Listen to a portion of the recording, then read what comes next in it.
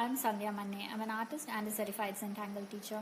In this channel, we talk about creating and practicing Zentangle, my own Zentangle Inspired artworks and collectibles. Make sure you hit that like button and subscribe to the channel.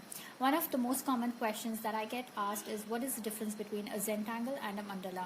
Before answering that question, let's begin to look at the similarities between the two. Well, both are line-based drawings and both are use repetitive patterns, and the similarities pretty much ends there. Many traditional art forms and tribal drawings across the world use line drawings and are pattern based, yet they all have their own style and their own method of creating because they follow their own rules of creating the art form. Some of the major differences between a mandala and a Zentangle is that mandala is a circular art form that uses patterns in concentric circles, which is further sectioned into grids.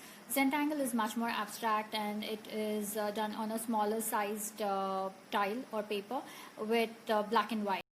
Though both use patterns, the kind of patterns or the style of patterns is very different for a Zentangle and a mandala. Since mandalas are grid based, it has its own limitations with the use of patterns.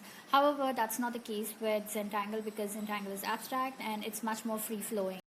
So way back in 2011-2012, tanglers around the world wanted to explore Zentangle in a different way. That's when Zentangle came out with the black tiles and the Zendella tiles. Zendella? What is Zendella? Zendella is a mix of mandala and Zentangle. So Zendella tiles are round and are perfect to explore the concepts of the movement that is in a mandala, but with a Zentangle. Often Zendalla strings are flower based with its petals coming out or star based with the points of the stars coming out.